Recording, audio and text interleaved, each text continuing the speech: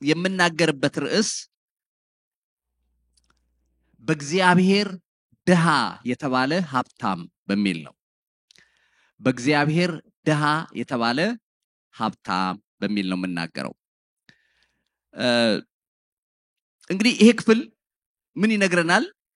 ኢየሩሳሌም በጣም በድላ ስለነበር እግዚአብሔር እንዲህ አለ፣ እስቲ በከተማው ላይ ተመላለሱና ፈልጉዋል። እኔን የሚፈልግ ሰው ካያችሁ ፍርድን የሚያደርገው እውነትን የሚሻው ታገኙ እንደው ይቅርላታል፣ እስቲ ፈልጉዋል።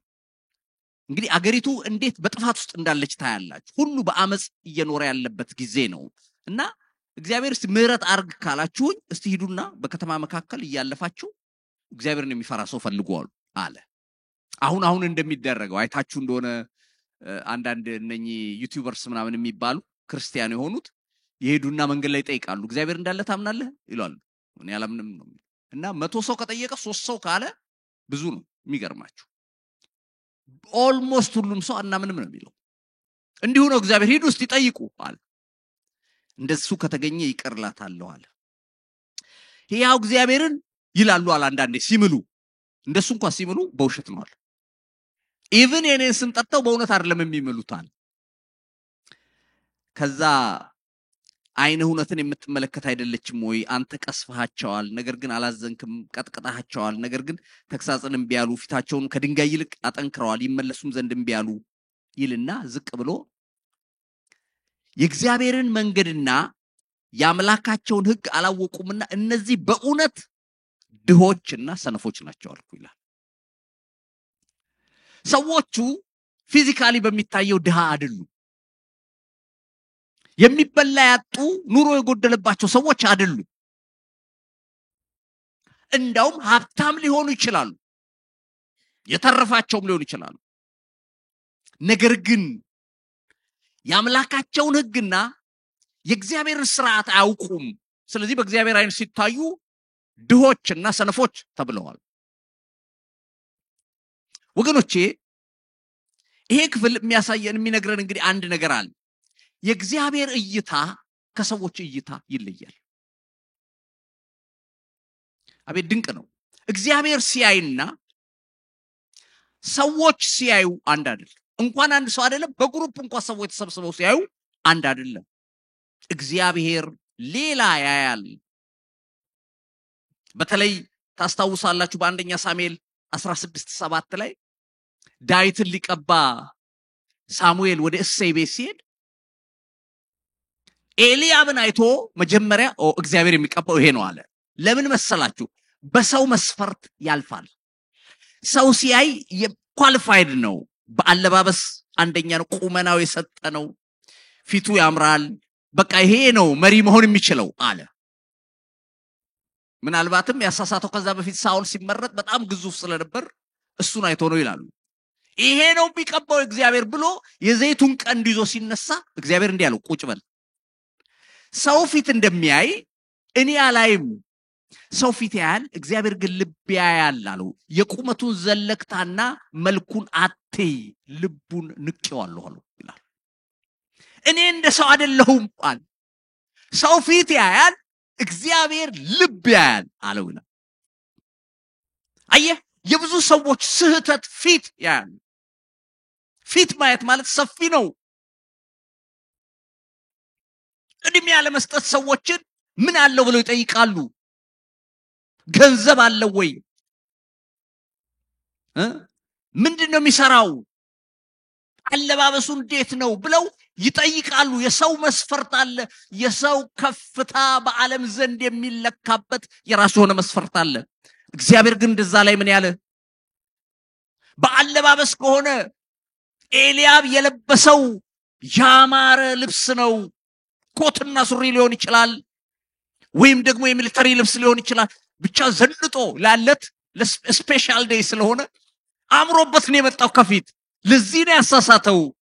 እግዚአብሔር ግን ኖ ሁሉም ተዘጋጅተው የመጡት በሙሉ እኔ አይን ውስጥ አልገቡም ማለት ሲባል እረኛ ሌላ የለም ሲባል እረኛ አላሉ። ይሉ ጥሩት እሱ ደበሎ የለበሰ ሃሌሉያ ቆዳ ሌጦ ያደረገ ትንሽዬ ልጅ በትሩን ይዞ ለምን እንደተጠራ እንኳን በውል የማያውቅ እግዚአብሔር ግን ልቡን ያከበረለት አንድ ትንሽዬ ብላቴና ብትሩን እንደያዘ እየሮጠ ሲገባ እግዚአብሔር እንዲያለው ተነስ፣ እግዚአብሔር የቀባው ሰው ይሄ ነው፣ ለእስራኤል መሪ የሚሆነው ንጉሱ ይሄ ነው አለው ይላል። ሃሌሉያ! ንጉሱ የሰራዊት ጌታ እግዚአብሔር ሲመለከት እህቴ ሰዎች እንዳዩሽ አያይሽም፣ እህቴ ወንድሜ ሰዎች እንዳዩ አያይህም። የራሱ እይታ የራሱ አመለካከት አለው፣ ልብ ያያል። ሃሌሉያ! አምላኬ ደስ ይለኛል። ስለዚህ በኢንፎርሜሽን አይሰራም። እስቲ አሰባስቡ ብሎ ሰዎች ምን አሉ ብሎ ጥናት ይደረግ ብሎ አይደለም የሚሰራው፣ ያያል። ኢየሱስ የተባረከ ይሁን። ግን የእግዚአብሔር እይታ ከሰው እይታ ይለያል። ዮሐንስ 7:24 ላይም ጌታ ሲናገር ቅን ፍርድ ፍረዱ እንጂ በመልክ አትፍረዱ አለ ይላል። ቅን ፍርድ ፍረዱ እንጂ በመልክ አትፍረዱ ይላል። አንዳንዴ ሰዎች በመልክ ተፈርዶባቸዋል። ገና ሲያዩ ምንድነው ሲባል አይ ሰርቆይ ነው ሲል ና ብሎ ሌባውን ባለሀብት አድርገው የተሰረቀውን ሌባ አድርጎ ፍርድ ተዛብቶ ያውቃል። በተለይ ገና ያኔ ነው ብዙ ኢህአዴጎች እንደገቡ የሚባልበት ዘመን ላይ አገር ቤት ያው ሌባ በጣም ታውቃላችሁ ትሪክ አድርጎ ብዙ ሰው አስጨርሷል። ሌቦቹ ለምሳሌ አንዱ ባቡር ላይ ቁጭ ብለው ሰውየው አውጥቶ ብሩ ሲቆጥር አብሮት ይቆጥራል። የራሱን ብር ነው ሰውየው የሚቆጥረው። ገባል 714 ብር ምናምን ቆጥሮ ሰውየው ኪሱ ሲጨምር ይሄኛው ተሰረቀው። በቃ ሌባ አሁን የሰረቀ ይሄን ሰውየው ነው የሚጠረጥረው አለ። ተያዘ። ሲባ 714 ብር ነው ፈትሹልኝ። እግዚአብሔር ያሳይሽ። ከዛ ከኪሱ ገብተው ሲቆጥሩ 714 ይሄን በመሳሪያ ደም አድርገው ለሱ ሰጥተው ሸኙታል። ገባህ እንዴት እንደሚያሳስት ገባ። የሰው በመልክ አንዳንዱ በቃ ያማረ ሆኖ ይሰርቃል። ጥሩ ለብሶ ምን ልነግራችሁ ነው? እግዚአብሔር ሰው እንደሚያይ በመልክ አይፈርድም። ማንም ልትሆን ትችላለህ፣ ንጉስ ልትሆን ትችላለህ። እግዚአብሔር እንደዛ አይም ተራ ከሚመስለው ሰው ጋር ሁሉ ይዳኛል። በፍትህ ነው የምትመዘነው እንጂ ማን ስለሆንክ እግዚአብሔር ጥያቄው አይደለም። እግዚአብሔር ሰው እንደሚያይ አይም ሰነፍ ይለዋል። ሀብታም ሆኖ እግዚአብሔር ከሌለው ደሃ ይለዋል። መጽሐፍ ቅዱስ በመዝሙር 14 ቁጥር 1 ላይ ሰነፍ በልቡ አምላክ የለም ይላል።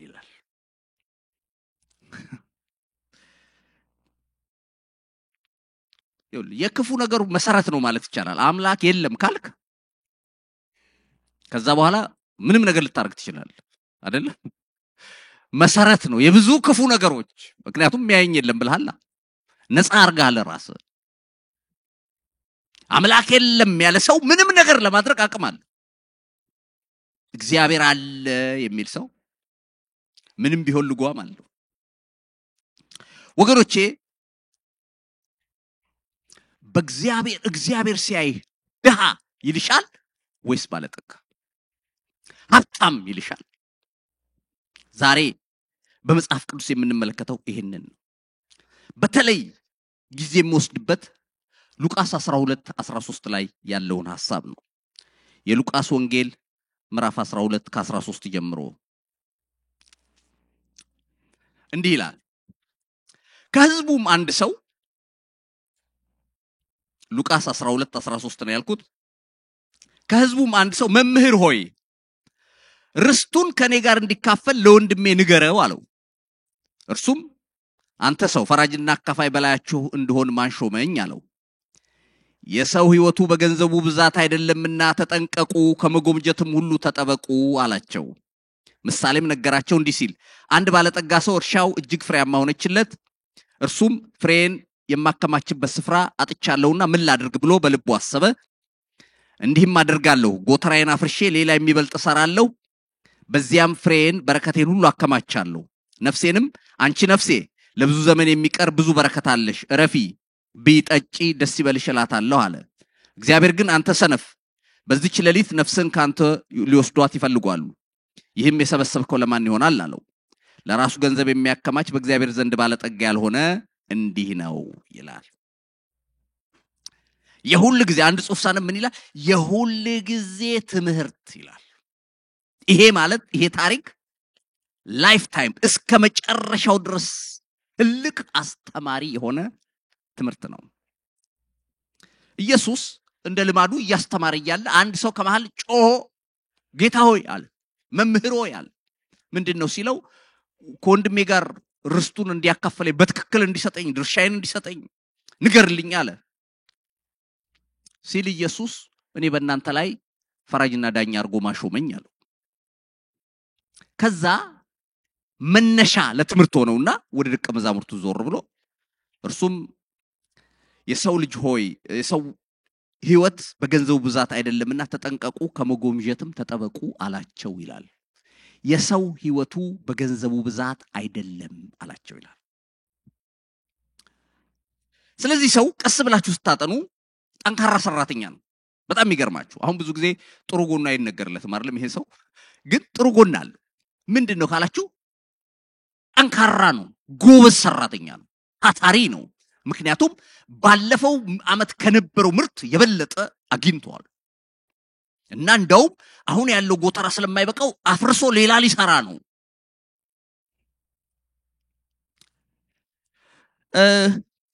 ባለጠጋ ነው ተብሎለታል ባለጠጋነቱ ላይ እግዚአብሔር ጠብ የለውም ማከማቸቱም ላይ አይደለም የእግዚአብሔር ጠብ ይሄ ሰው የተሳሳታቸው ስተቶች አሉ እነሱ ነው ዛሬ የምናየው እኛም በህይወታችን እነኚህ ስተቶች እንዳንሳሳት ምክንያቱም ቅድም እንዳልኩት ሀብታም ብሆን ገንዘብ ቢኖረኝ ለምን ዓላማ ነው እማውለው ማሰብ እኮ ያስፈልጋል አንዳንዴ እኮ ፕላን ያልተደረገ ነገር ቢመጣም ችግር ነው አይደል ምን እንደምታረገው ማታቀው ነገር አሁን ለዚህ ነው ብዙ አሁን ዩቲዩብ ላይ ገብታችሁ ብታዩ ሎተሪ ወጣላችሁ ሰዎች ስንትና ስንት ሚሊዮን ከሆምለስ ሆኖ ሎተሪ ወጥቶላቸው ከ10 አመት በኋላ ሆምለስ የሆኑ ሰዎች አሉ በሚሊዮን የሚቆጠር ዶላር ወጥቶላቸው ነው ሎተሪ ምክንያቱም እንዴት መያዝ እንዳለባቸው አቁማ እንደገና ደግሞ ትልልቅ ሀብታም ሆነው ደህይተው ከስክራች ተነስተው እንደገና ሚሊዮነር ሆኑ አሉ አይምሮ ላይ ነው አየ ነገሩ እና ይሄንን ክፍል ስታጠኑ ይሄ ሰውዬ የተሳሳታቸው ስተቶች ነበሩ በተለይ አንደኛ የሚያወራው ስለራሱ ብቻ ነበር አይታችሁ እንደሆነ ዓለም በሱ ዙሪያ ነው ተሽከርከረው ሌሎችን ስለመርዳት አያወራም ለሌሎች ስለማካፈል አያወራም ነፍሴ ነው የሚለው የሚያወራው ራሱ ከራሱ ጋር ነው ነፍሴ ቢጠጪ ደስ ይበልሽ ለብዙ ዘመን የሚሆን ሀብት አከማችልሻለሁ ብሎ ከራሱ ጋር ነው የሚያወራው ሁለተኛው ምስጋና ሲያቀርብ እግዚአብሔር የሚል ነገር ሲጠራ አይታየም ያለ እግዚአብሔር በሀብቱ ላይ ብቻ ኑሮውን የመሰረተ ሰው ነበር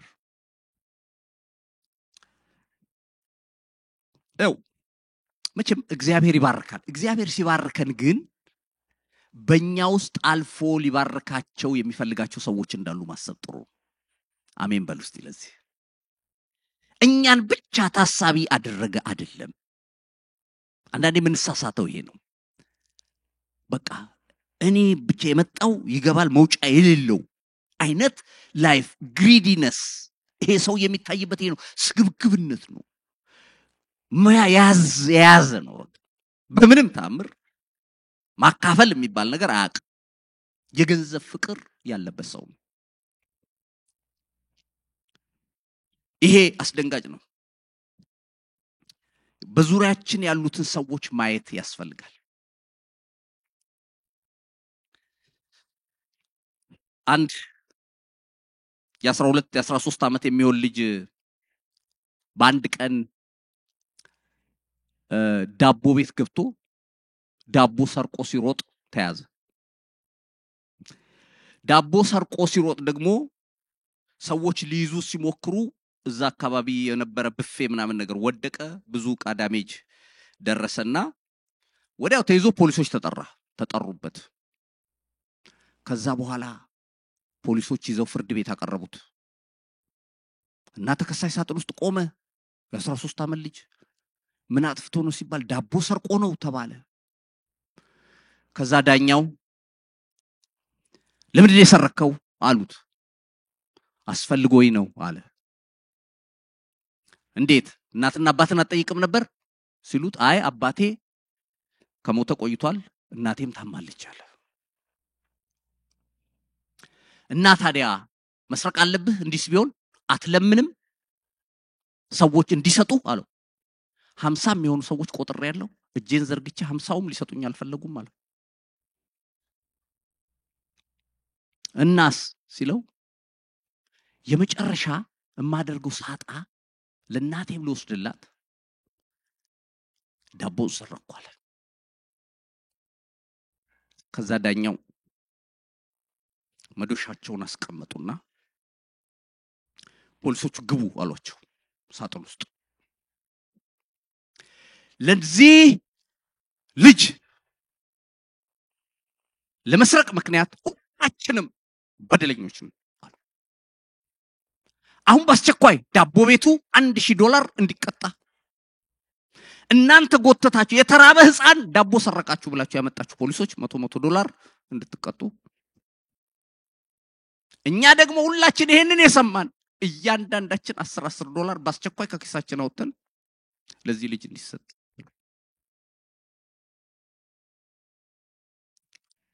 አየህ አንዳንዴ በዙሪያችን ያሉትን ሰዎች አናይም። እኛ ባለው ላይ ሌላ ማሻሻል መጨመር ማደግ መበልጸግ ነው የምናየው።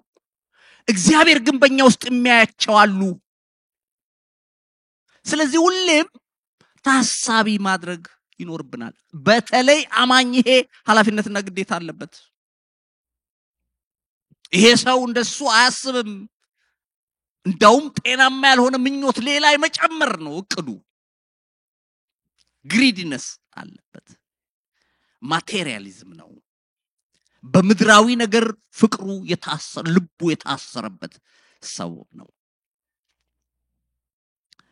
ይሄን ሳስብ ይውላችሁ ብልጽግና ካልተጠነቀቁት አደገኛ ነገር ነው። ልንገራችሁ ከሌሎች ኃጢአቶች ሁሉ የከፋ ነገር ነው።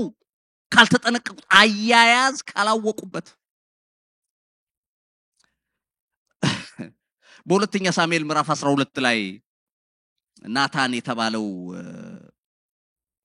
ነብይ ወደ ዳዊት መጥቶ በምሳሌ የነገረው ያቺ ምሳሌዋ አንድ ነገር አስተምራኛለች። ናታን ቀጥታ ወደ ዳዊት ቤተ መንግስት መጥቶ ባገርህ አንድ ነገር ተካሂዷል ሲለው እስቲ ንገረኛል።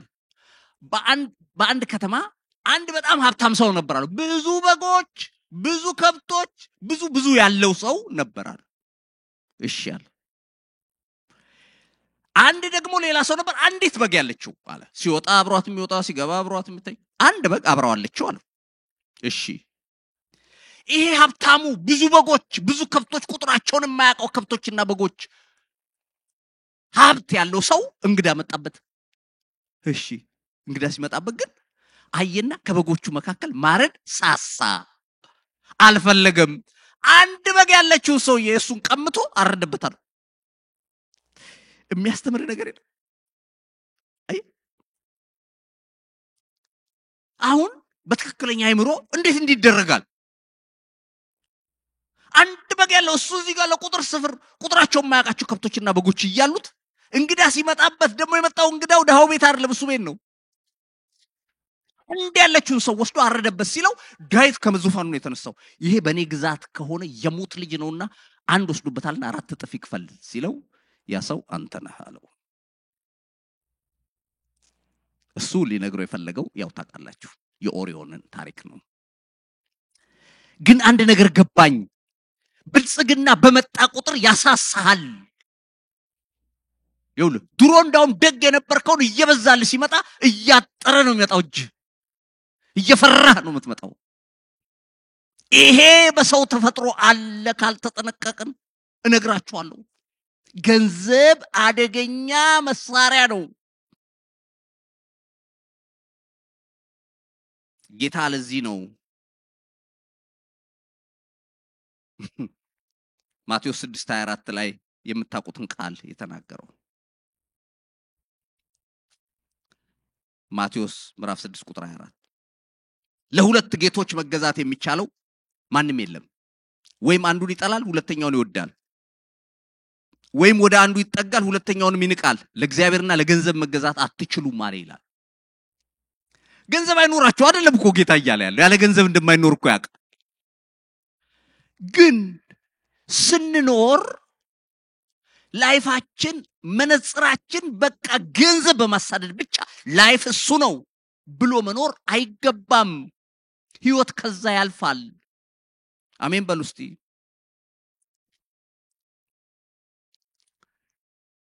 እና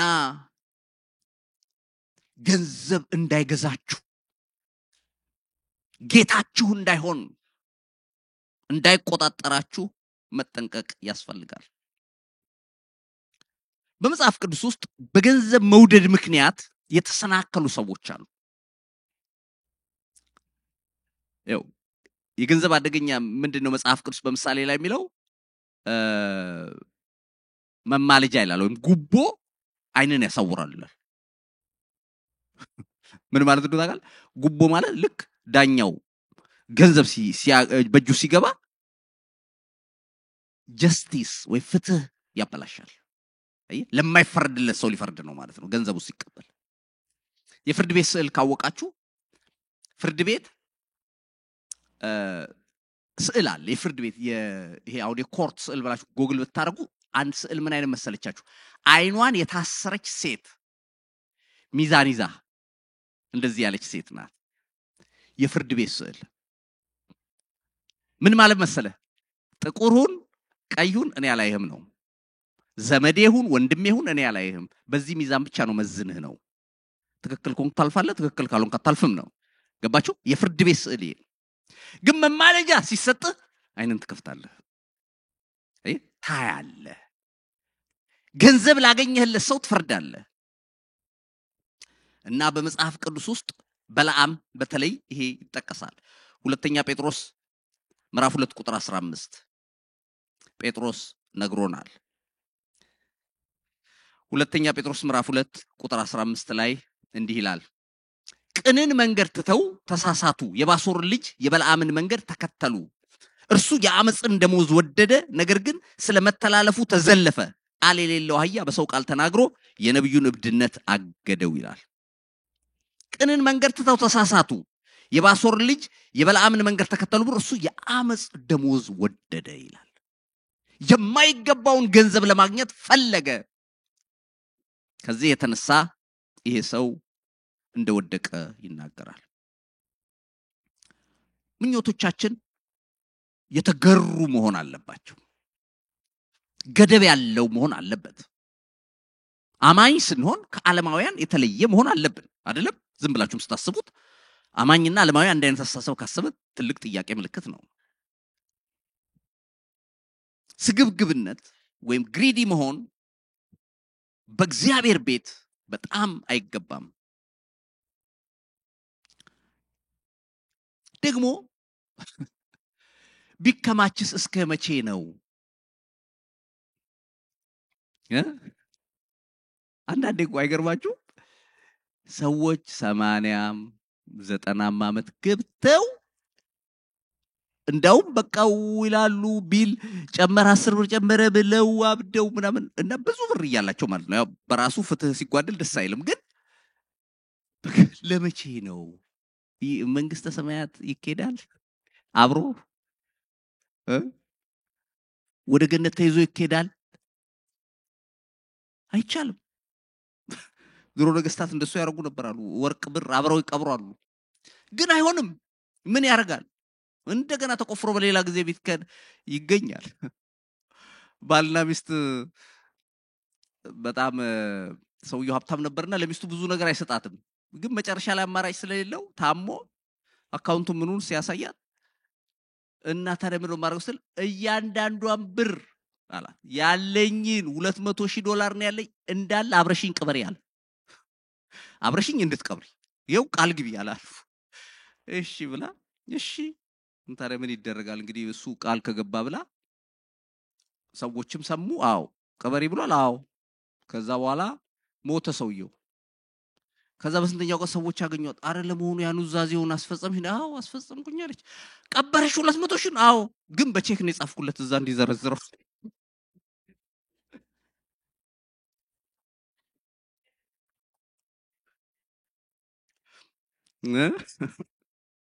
ታዲያ ህጋዊም አይደለም ብሩ እኮ የሰው የግለሰብ አይደለም የመንግስት ነው። መቅበርም አትችልም። በቼክ ጽፌለታለሁ አለች። ምንድን ነው አትጠቀመው እዛ የት ሄደ የት ተወስዷል? አይሆንም። ስለዚህ ሰው ማሰብ ያለበት ከሞት በኋላ ስላለው ነገር እንዴት እንቅልፍ አያጣም? እንዴት መደንገጥ የለበትም? እስቲ አስቡት። ይሄ እኮ በጣም አጭር ነው እኮ። ይኸውልህ አሁን እያሉ ሳይመስለን እኮ እየደረስን እኮ ሳይመስለን ሩቅ የሚመስለው ፎቶአችንን ስታስደነግጥም አንዳንዴ ያለፈውን የዛሬ 20 ዓመት የዛሬ 15 ዓመት እኔ እንኳን አሁን ትንሽ ልጆች ጋር አብሬ ያቅፌ የተነሳሁት የዛሬ 15 ዓመት እንኳን እዚህ ስመጣ ሌላ ነኝ። ገባ? አሁን ደግሞ ሌላ ነኝ። ደግሞ እድሜ ከሰጠኝ ከተወሰነ ዓመት በኋላ ሌላ ነኝ። ትቀየራለህ። እዚሁ እንኳን እያለ ሰዎች ግራ ይገባቸዋል። እንኳን መልክህ እንኳን ይጠፋቸዋል። እድሜ የተወሰነ ነው። አይ አለማወቅ ሰይጣን ብዙዎቻችንን ያሳሳተው በዚህ ነው። ስግብግብ መሆን አይገባም ጥሎ ለሚሄዱት እና በለዓም እንደምታውቁት ማይገባ ነገር አድርጎ ከእግዚአብሔር ሐሳብ ህዝብን በተንኮል አስገድሏል። ከባላቅ ጋር ተማክሮ ገንዘብ ለማግኘት ብሎ ክብር ለማግኘት ብሎ ስለዚህ ከመንገድ እንደተሳሳተ ታያላችሁ። እዚህ ላይ አንድ ነገር ጣል አድርጌ ልለፍ። አማኝ ኑሮዬ ይበቃኛል ብሎ ኑሮ ይበቃኛል የሚል ህይወት መለማመድ አለበት። ጳውሎስ ይሄን ያስጠነቅቃል። በአንደኛ ጢሞቴዎስ ምዕራፍ 6 ቁጥር 6 ጀምሮ ኑሮዬ ይበቃኛል ለሚለው ሰው ግን እግዚአብሔርን መምሰል እጅግ ማትረፊያው ነው ይላል። Godliness with contentment is a great gain ነው የሚለው። እግዚአብሔርን ከመሰለ ሀብታም ነው። ያለችውን በልቶ ደስ ተሰኝቶ ይኖራል። እርክት ብሎ ይኖራል። ስለዚህ በህይወታችሁ ተኝታችሁ የምታስቡት ምንድነው? ይሄን እንደ አማኝ መጠየቅ አለበት። ኑሮዬ ይበቃኛል የሚልን ህይወት መለማመድ ያስፈልጋል። ሁለተኛ በዚህ ሰው ህይወት ያየሁት ስህተት ኑሮም ሐሳቡም ስለ ስጋ ብቻ ነበር። መንፈሳዊ ነገር አያስብም ነበር። ከላይ ያው የገንዘብ ፍቅር ነው የነበረው፣ ጤናማ ያልሆነ ምኞት ነው ብለናል። በሁለተኛ ደረጃ ግን ስለ ስጋ ብቻ ነው። መንፈሳዊ ነገር አያወራም ነበር። ቸርች ሄዳለሁ ሲል አትሰሙትም። እግዚአብሔርን አመልካለሁ ሲል አትሰሙትም። የሚያወራው ስለ መብላትና ስለ መጠጣት ብቻ። ሰው ስጋ ብቻ ነው ብሏል ይሄ ሰውዬ። ያው ሰው የሶስት ነገሮች ውህድ ነው። ስጋ አለው፣ ነፍስ አለው፣ መንፈስ አለው። ሶስቱ ተጣምሮ ነው ሰው የሚባለው የተቆራኘው። ጳውሎስ በዛ በአንደኛ ተሰሎንቄ ምዕራፍ 5 ላይ ይናገራል። ስጋችሁን፣ ነፍሳችሁን፣ መንፈሳችሁን ይላል። እና ይሄ ሶስቱም ነን እንጂ ስጋ ብቻ አይደለንም። ይሄ ሰው ስጋ ብቻ ነኝ ብሏል። ለምን ካላችሁ የሚያወራው ስለ ስጋው ብቻ ነው። ነፍስና መንፈሱ ረስቷል። ለመሆኑ ምን ማለት ነው? ይሄን ትንሽ ለማብራራት ስጋ ሰው ስጋ ብቻ እንዳልሆነ በምን ታውቃላችሁ? አምስቱ የስሜት ዋሳት የሚባሉት ስጋን ለማጣሪያ ነው። በስጋ ነገሮችን ፕሩፍ ለማድረግ ትክክለኛነታቸውን ለማረጋገጥ የተሰጡ ናቸው። መዳሰስ፣ ማሽተት፣ መቅመስ፣ ማየት፣ መስማት። እነኚህ ነገሩ ልክ ነው አይደለም ወይም የአንድን ነገር ማረጋገጫ ናቸው። በመዳሰስ የምታረጋግጠው ነገር አለ፣ በማየት የሚረጋገጥ አለ፣ በማሽተት በመስማት በመቅመስ የሚረጋገጥ አለ። አንዱ እንኳን አንደኛው ጋር አይሰራም። አንዱ እንኳን ለአንዱ አይሰራም። እነኝ እንኳን ለምሳሌ ከለር በምን ነው የሚለየው? በአይን ነው አይደል እንጂ በመቅመስ ይለያል። ቀይ ነው ትላለህ ብለህ ሊሆን አይችልም አይደል? ሊሆን አይችልም። እንደገና ደግሞ ሽታ በጆሮ ተሸታል አታሸትም ወይ በመቅመስ አይ በአፍንጫ ነው አሽተተ ዋው ትላለህ። እያንዳንዱ የተሰጠው የራሱ የሆነ ነገር አለ። ድምጽ በአፍንጫ ወይ በአይን አትለይም፣ በጆሮ ነው። እንዲሁ ከዚህ ከአምስቱ ስሜት ሕዋሳት ውጪ የሆነ ሰው ማንነት አለው። ነፍስ የሚባል ነፍስ ስሜት፣ ፈቃድ፣ ዕውቀት አላት እንላለን በትምህርት። ስሜት አላት፣ ፈቃድ አላት፣ ዕውቀት አላት። ያሁን ደስ አለኝ ስትል በምን ነው ደስ ያለ? ተግባባን? በጆሮዬ ነው፣ በአፍንጫዬ ነው፣ በጥርሴ ነው፣ በእግሬ ነው ማለት ትችላለህ? አትችልም። የውስጥ ማንነት ነው፣ ኢነር ፓርት ነው። የሰው መንፈሳዊ ነው፣ ውስጣዊ ነው። አዘንኩ ስትል ሐዘንን ልትገልጥ ልታሳይ ትችላለህ? አትችልም። ደስ አለኝ፣ አዘንኩ፣ በቃ የተለያዩ ኢሞሽኖችን ስትገልጥ የምትገልጠው በውስጥ ማንነት ነው። እንዲሁ ከእግዚአብሔር ጋር የምንቀርብባቸው መንገዶች እነኚህ ናቸው። በመንፈስ ነው እግዚአብሔርን የምታገኘው። ለዚህ ነው ዓለማውያን አሁን እኛ የምናደርገው ነገር ፍጹምም አይገባቸው እና አንድ ወንድሜ አንድ ጊዜ አገር ቤት በጌታ ጥሩ ነገር ያለው ሰው ነውና አንድ አማኝ ጠርቶት እንደው ግን ይቅርታ አድርግልኛል። አማኝ ያልሆነ ሰው ነው፣ ያ የተማረ ነው፣ ይሄኛውም የተማረ ነውና እኔ ግን ይቅርታ አድርግልኛል ሳይ ይግርመኛል። እንዴት ሲለው እንዴት ነው አማኝ ሆንከው? እኔ እኮ ምንም አይገባኝም አለው። እናንተና አንዳንድ ደሞ እንጂ ላስብህ ፈልጌ በሌላ ነገር ደሞ ሳይ እንትን አለ የሆነ ዕውቀት እንዳለ አስባለሁና እስቲ ምንድነው አለው ሲለው አሁን ቅድም የነገርኳችሁን ሰው ያለው ስላለው ፓርት ነገረውና በውስጥ በመንፈስህ ነው እግዚአብሔርን የምታውቀው። አንተ ደግሞ መንፈስህ ሙት ነው፣ ስለዚህ አይገባህም። መንፈስህ ካልነቃ አምልኮ ስለ አይገባህም። አሁን በህይወት በውስጥ ማንነት ነው እግዚአብሔርን ለማወቅ የምትችለው። ስለዚህ እሱ ሕያው እንዲሆን አድርግ፣ ያን ጊዜ ሁሉ ነገር ይገባሃል አለው። ለዚህ ነው ለፍጥረታዊ ሰው የእግዚአብሔር ነገር ሞኝነት ነው፣ ሊቀበለው አይችልም የሚለው ጳውሎስ ለቆሮንቶስ አማኞች። ሞኝነት የሚሆንባቸው ለዚህ ነው። ስጋ አሳሳች ነው። ሮሜ ምዕራፍ 8 ቁጥር 5 ላይ ሮሜ ምዕራፍ 8 ከቁጥር 5 ጀምሮ እንዲህ ይላል፣ እንደ ስጋ ፈቃድ የሚኖሩ የስጋን ነገር ያስባሉ፣ እንደ መንፈስ ፈቃድ የሚኖሩ ግን የመንፈስን ነገር ያስባሉ።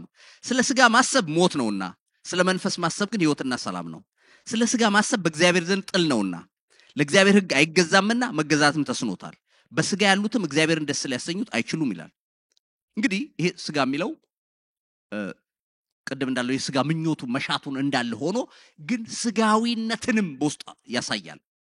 ዝም ብሎ ስጋዊ ነገር ብቻ የሚያስብ ሰው ለእግዚአብሔር ደስታ ሊያመጣ አይችልም። ለምን? ስጋ በራሱ ለእግዚአብሔር የሚገዛ አይደለም። በመንፈስ ተጽዕኖ ስር ካልገባ እንዴ አማኝ ሆነን እንኳን ትግል አለ አይደል እንዴ? ጳውሎስ የሚነግረን ትግል አለ አይደል? ስጋ በመንፈስ ላይ መንፈስን በስጋ ላይ ይመኛል፣ እነኚህም እርስ በርሳቸው ይቃወማሉ ይላል እንዴ? ገላትያ ምዕራፍ 5 ከቁጥር 16 ጀምሮ ስታነቡ ትግል እንዳለ ይናገራል። አማኝ ሆነን እንኳን አማኝ ካልሆንክ ደግሞ 100% ኮንትሮል አድርጎ እንዴት እንደሚገዛ የሚናገር ነው። ስለዚህ ወገኖቼ መንፈሳዊ አካል አለን። ስለሱ ማሰብ ያስፈልጋል። ስለ ጸሎት ማሰብ፣ እግዚአብሔርን ማሰብ እንደ አማኝ ተገቢ ነው። ይሄ ሰው ግን ይሄንን ሲያደርግ አይታይም ነበር። ገላትያ ምዕራፍ 5 ቁጥር 24 ላይ ደግሞ የክርስቶስ ኢየሱስ የሆኑት ስጋን ከክፉ ምኞቱና መሻቱ ጋር ሰቀሉት የሚል ቃል አለ። ስጋ በራሱ የክፉ ምኞት አለው፣ ከሱ ጋር አብረው ሰቀሉት ይላል። እንዴ ይኸውልህ ስጋ በትክክል እንደተሰቀለ ማረጋገጫ ምን መሰለህ? ምንም ነገር ሲመጣ የማይደንቅህ፣ የማይሞቅህ፣ የማይቀዘቅዝህ ከሆነ በቃ አንቺ ጥሩ ቦታ ላይ ደርሰሻል ማለት ነው። ገባችሁ? የሆነ ነገር ሲሆንም ሳይሆንም ምክንያቱም በበለጠ ነገር ተይዘሃላ ነፍስህ በከበረ ነገር ተይዟል ስለዚህ አሁን የሆነ ነገር መጣም ሄደም ለአንተ ዋና አይደለም እና በዚህ ክፍል ላይ ምን ይላል ስጋን ከክፉ ምኞቱና መሻቱ ጋር ሰቀሉት ይውልህ እንደኔና እንዳንቺ እንዳንተ ሀብታም ማን ነው ንገረኝ እስቲ አለ ማርቆስ 8:36 ላይ ሰው ዓለምን ሁሉ ቢያተርፍ ነፍሱን ግን ቢያጎድል ምን ይጠቅመዋል ይላል ዓለምን ያተረፈ ሀብታም ነፍስ ማዳን አይችልም ነው የሚለው በሌላ አነጋገር ዓለም በሙሉ የሱ የሆነች ሰው ቢኖር የለም መቼም አንድ ሰው ሆኖ ዓለም በሙሉ በዓለም ላይ ያለ ሀብት በሙሉ የሱ ቢሆን ነፍሱ ማዳን አይችልም ስለዚህ ዓለም በሙሉ ተሰብስቦ ሊያድነው የማይችለው ደህንነት አንተ ጋር ግን አለ አሜን አትልም ሃሌሉያ ኢየሱስ ጌታ ነው ላንቺ ግን በነጻ ተሰጥቶሻል ስለዚህ ከዚህ በላይ የከበረ ሰው ማን ነው እንዴ እዚህ ሂሳብ ሰርታችሁ አደራችሁን እኔ ደሃ ምስኪን እንዳትሉ እግዚአብሔር የከበረ ነገር አድርጎላችኋል የዘላለም ህይወት ሰጥቷችኋል ከሞት አምልጣችኋል ልክ ነው ገንዘብ የሆነ ነገር እኮ ይጋርዳል የሆነ ነገር እኮ ይሰራል ግን ገንዘብ የችግሮች ሁሉ መፍቻ ቁልፍ ነው አይደለም ይሄን ነግራችኋለሁ ታሪክ አንብቡ የማይፈታው ቁጥር ስፍር የሌለው ችግር አለ ስለዚህ ይሄ ሰው ስለ ስጋ ብቻ ያስብ ነበር እኛም መጠንቀቅ ያለብን ስለ መንፈስ ማሰብ አለብን ተኝተን መንፈሳዊ ነገር ማሰብ አለብን ስለ እግዚአብሔር ክብር ማሰብ አለብን ሶስተኛ ይሄ ሰው ሌላው የተሳሳተው ስህተት ነፍሴ ጠጪ ደስ ይበልሽ ለብዙ ዘመን የሚሆን ሀብት ተቀምጦልሻል አላት ይላል ምንድነው የሚለው ይሄ ሰው እየመሰለ በሌላ አነጋገር ብዙ ገንዘብ ካለ ረጅም ዓመት ትኖራለህ ብሏል አየ ተሳስቷል አየ በብዙ ገንዘብ ብዙ ዘመን ይኖራል ብሎ እርግጠኛ ነው አላወቀም ገንዘብ አያስጥልም አንዳንዱ ችግር ገንዘብ ካለ ረጅም እድሜ ያለ ብሎ አምኗል ይውልህ ወይም በሌላ አነጋገር እዚህ ጋር ምን የሚል ሐሳብ መውሰድ እንችላለን ያለ እግዚአብሔር ያቀደው ፊውቸር ያወራል ግን እግዚአብሔርን አይጠራም ስለ ወደፊት ያወራል ግን ነገ ምን እንደሚሆን እኮ አያውቅም መጽሐፍ ቅዱስ እኮ ያስጠነቅቃል እያንዳንዳችን በእግዚአብሔር የተወሰነ እድሜ ነው ያለን ታውቃላችሁ ይሄን እስቲ እንደው ላስታውሳችሁ ስለማታውቁ አይደል በእግዚአብሔር የተወሰነ ከሆነ ልትፎክር እንኳን እኮ አትችልም ምን ሰዓት እንደምትጠራ እኮ አታውቅም በእድሜ እንዳትል በእድሜ አይደል ትንሽ ልጅ ይጠራል መካከለኛ እድሜ ይጠራል ትልቅ ሰው አታውቀው ይሞታል የተባለ ሰው ተቀምጦ ሌላ ጤነኛ ሰው ካጠገቡ ይሞታል አታውቅም ስለዚህ ረጅም እድሜ በገንዘብ አይደለም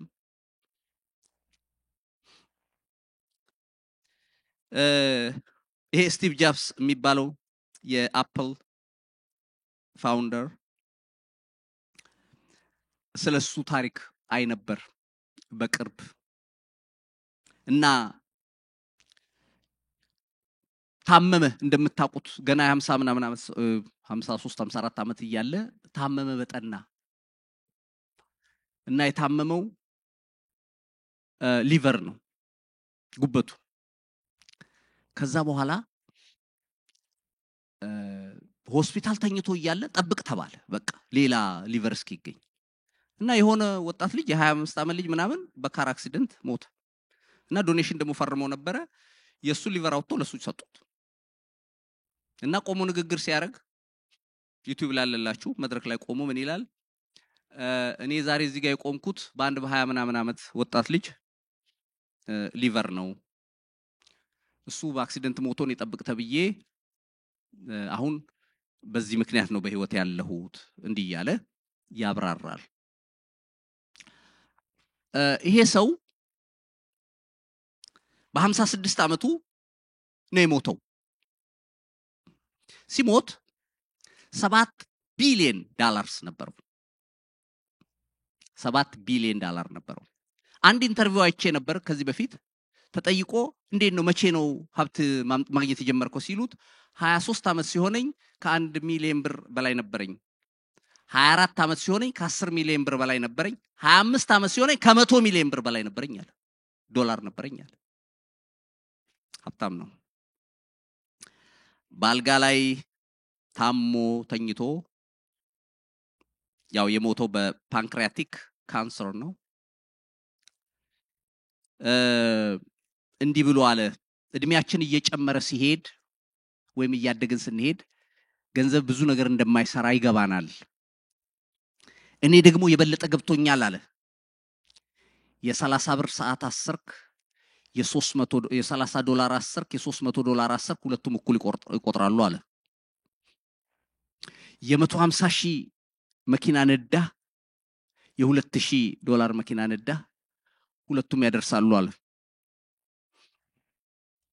ስለዚህ አለ የሰው ህይወቱ በገንዘቡ ብዛት አይደለም አለ አይገርማችሁ ጌታ የተናገረው ከ2000 ዓመት በፊት እሱ ግን አልጋ ላይ ሆኖ ነው የገባው ይሮጥ ነበር ያለ ረፍት ነበር የሚሰራው በሌሎች ጽፎች ላይ ቻለው ሹፌሬ አሁን አይታመምልኝም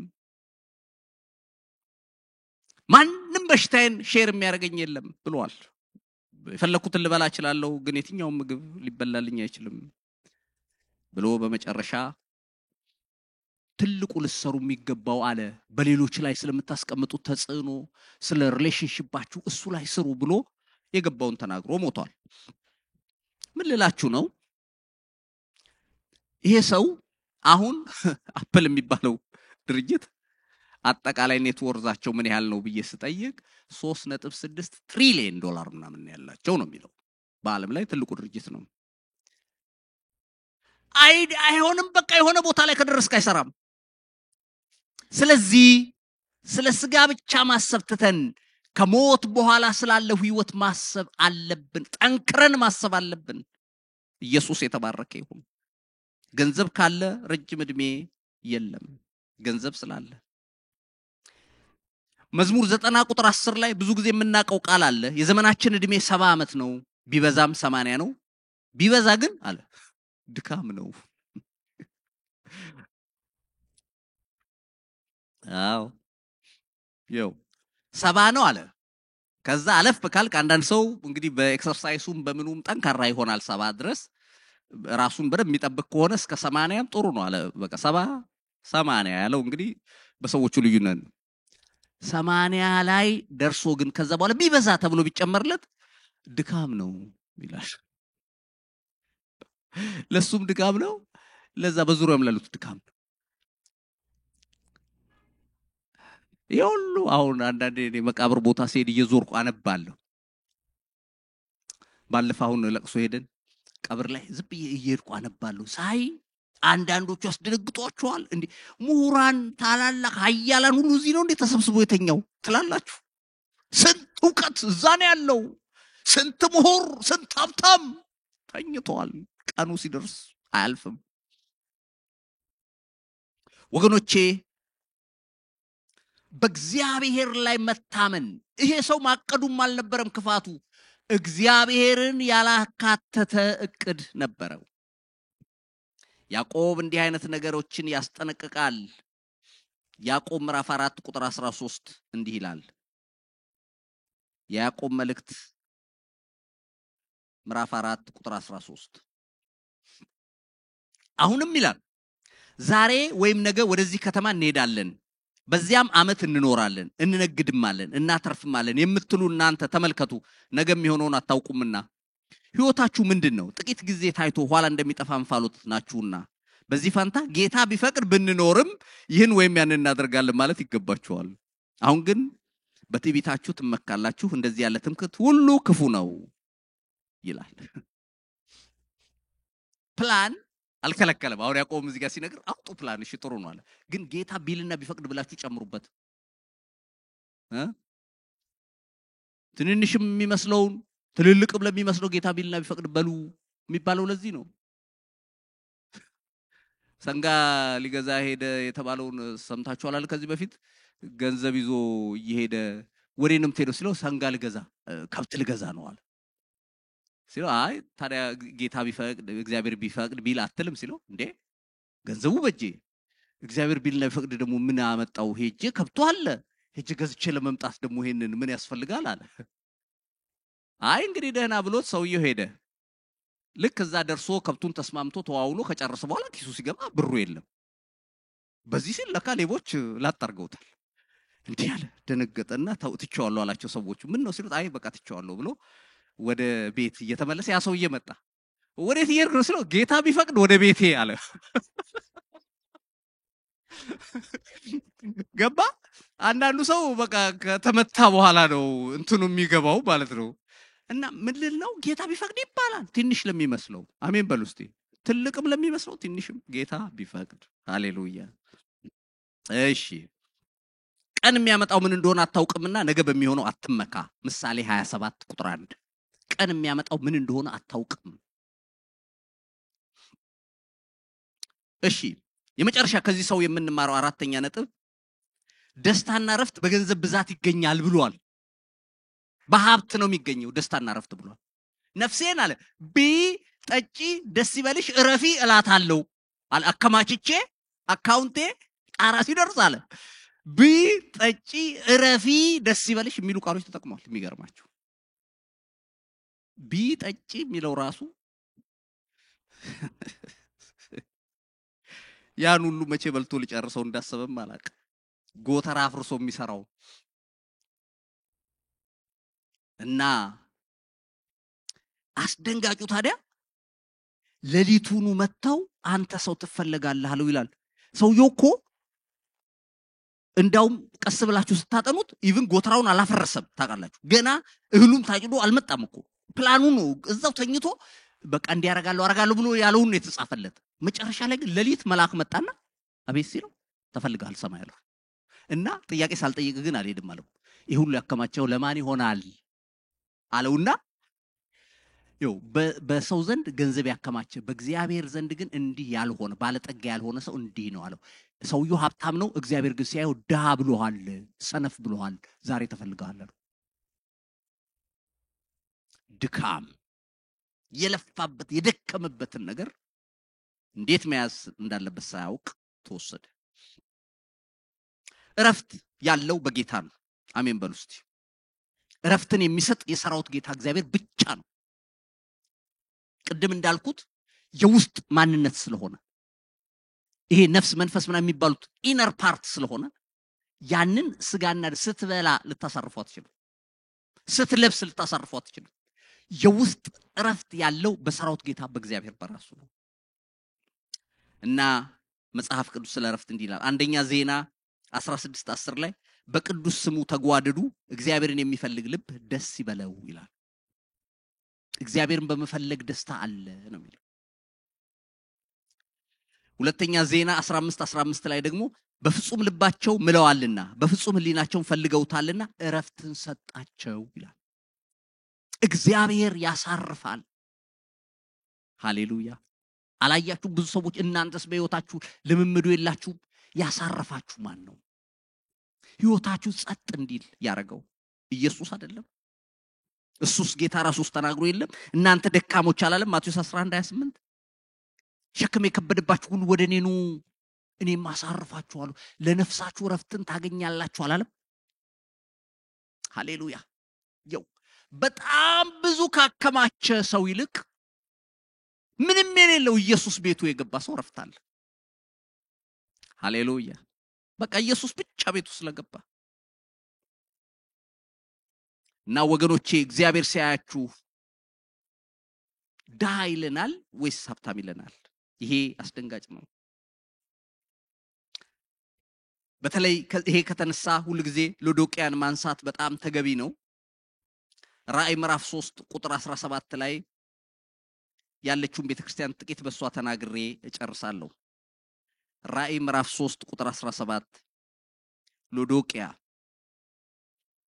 ሀብታም ነኝና ባለጠጋም ሆኛለሁ አንድስ እንኳን አያስፈልገኝም የምትል ስለሆንክ ጎስቋላና ምስኪን ደሃም እውርም የተቆራቆትክም መሆንን ስለማታውቅ ባለጠጋ እንድትሆን በእሳት የነጠረውን ወርቅ ተጎናጽፈህ የራቁትነትን ማፍረት እንዳይገለጥ ነጭ ልብስን እንድታይም አይኖችን የምትኳለንኩል ከኔ ትገዛ ዘንድ እመክርሃለሁ አለ ይላል። በራድ ወይ ትኩስ እንዳይደለ አውቅ ስራህን አውቃለሁ ይላል ቁጥር 16 ላይ። የሎዶቅያ ቤተክርስቲያን ደግሞ አደገኛነቷ ምን መሰላችሁ? ሙሉ ለሙሉ ከቤተክርስቲያን የራቁ አይደሉ። እነኚህ ደግሞ የእግዚአብሔርን ስም የሚጠሩ ናቸው። ግን ምንድናቸው መሰላችሁ? ሉክዋርም፣ ሙቅም አይደሉ ቀዝቃዛም አይደሉ፣ መሃል ላይ ያሉ ሰዎች ናቸው። ምን ማለት መሰላችሁ? እነኚህ ሰዎች ዓለማዊም አይደሉ መንፈሳዊም አይደሉ። ወይም ግማሽ የጌታን ነገር ይፈልጋሉ፣ ግማሽ የዓለማዊን ነገር ይፈልጋሉ። እና ጌታ ሲያቸው አየነ በራድ ወይ ትኩስ አይደለህም፣ ከሁለት አንዱ ብትሆን ይሻለኝ ነበራሉ። ነገር ግን ለብ ያልክ ስለሆን ከአፌ ልተፋ ነው አላቸው ይላል። በራድ የሆኑ ሰዎች አንዳንድ ጽሁፎች ሳነብ ያየሁት ምን ይላል? ትኩረታቸው ሁሉ ጊዜ ከሰዎች ስለሚያገኙት አስተያየት ነው ይላል። ሰው ምን አለኝ ነው እንጂ ጌታ ምን አለኝ አይደለም ይሉት። በቃ ሰው የሆነ ነገር ካላቸው ብራቮ ደስ ይላቸዋል፣ ይስቃሉ፣ ይጫወታሉ። ሰው ፊቱን መለስ ካረጋባቸው በዛው መጠን ይወርዳሉ። ሰው ጋር ነው ያለው ደስታቸው። ሁለተኛ በዓለምም በእግዚአብሔር ቤትም ተቀባይነት ማግኘት የሚፈልጉ ሰዎች ናቸው። ከእግዚአብሔር ቤትም መራቅ አይፈልጉም፣ መጠላት አይፈልጉም፣ በዓለማውያንም መገፋት አይፈልጉም። ይሄ ግን አይቻልም በመጽሐፍ ቅዱስ ቋንቋ። ሶስተኛ ስለ ክርስቶስ በውጭ ላሉ ሰዎች መመስከር አይፈልጉም። ተሳስተውም አፋቸውን አይከፍቱም ያንን፣ ምክንያቱም ሰው እንደሚያስቀይሙ ያስባሉ። ስትገናኙ የሚያወሯችሁ ሁሉ ጊዜ ስለራሳቸው ነው ይላል። ስለራሳቸው ስላላቸው ነገር ከዘላለም ሕይወት ይልቅ የሚያስጨንቃቸው የምድር ኑሮ ነው ይላል። ወገኖቼ ሟች ነን። አሜን በሉ እስቲ። አንድ ቀን መቼ እንደሆነ አናውቅም እንጂ ሰልፍ ላይ ነን። ሲደርስ ተራው እንሄዳለን። አሜሪካን ሀገር ቆይቷል ትንሽ። አንድ ቤተሰባችን የሆነው ወንድም ያለና እዛ እነሱ ቤት ሄድኩኝ። ከዚህ ቤታቸው ስገባ በጣም ቆንጆ ቤት ነው ያላቸው። ቤት ግን ኪችኑ ላይ የተጻፈው ጽሁፍ በቃ ሁሌም ይገርመኛል። ምንድነው የሚለው? ሌትስ ኢት ይላል። እንብላ ነው የሚለው ባጭር ቃል። እንግዲህ ያው እዛ ጋር የሚታይ ምግብ የለም፣ ግን በትልቁ በእንግሊዝኛ ሌትስ ኢት የሚል ተጽፏል። ከዛ ሳያቸው ደግሞ ሁሉም ድንቡሽቡሽ ያሉ ናቸው። በቃ እናትየውም አባትየውም ልጆቹ አይደል እውነትም በልተዋል። የሆነ በቃ ያስታውቃሉ። ከዛ አየውና ይሄ ነገር ግን ትክክለኛ ነገር ነው አልኳቸው። ያው በጣም ስለምንቀራረብ እንዴት አሉ እንዴ እኔ ሌላ ሰው ቤት ስሄድ ጥቅስ ምናምን አይቻለሁ፣ ብቻ ስለ እግዚአብሔር ቃል የሚያወራ እናንተ እንብላ ብላችሁ የለጠፋችሁት ጾም ጸሎት መያዝ አይቻልም እዚህ ቤት ማለት ነው ብዬ አልኳቸው። እነሱ እንዳውም ያው ጎበዞች ናቸው፣ በውስጣቸው ያለውን አልደበቁም፣ አውጥተው ለጥፈውታል። አንዳንድ ሰው ግን ያው በውስጡ ያለው ሌላ ነው፣ ውጪው ሌላ ይለጥፋል። ግን ጾም ያስፈልጋል። ጾም ማለት አየህ ስትጾም ለመንፈስና ለነፍስህ ማሰብ ጀምራል ማለት ነው አይደለም። ስጋ መብላት ነው አይፈልገው ሁሉ ሰዓት። ወገኖቼ ከዚህ ሰው ዛሬ የተማርነው ይሄን ነው። እኛም በዚህ እንዳንሳሳት። እግዚአብሔር ይባርካል፣ አዎ። እግዚአብሔር ሀብት ንብረት ይሰጣል፣ አዎ። ግን ሁሌ ከኋላ ይሁን። ሌሎች ይባርኩበት፣ ሌሎች በሰማይ ላለው መዝገባችን የምናከማችበት ይሁን እንጂ እዚሁ ምድር ላይ ተከማችቶ ስንሄድ ዜሮ ምንም የለህም አካውንት ባዶ ነው ብንባል አያስደነግጥም? አስብ፣ እዚህ ስንት ዘመን ሰርተ ኖረ። እግዚአብሔር ይርዳን። ብዙ አሜን የሚያስብል እንዳልሆነ አውቃለሁ። ጌታ ይባርካችሁ። ግን እውነታው ነው። እግዚአብሔር የተባረከ ይሁን። እንጸልያለን። ኢየሱስ ጌታ ነው።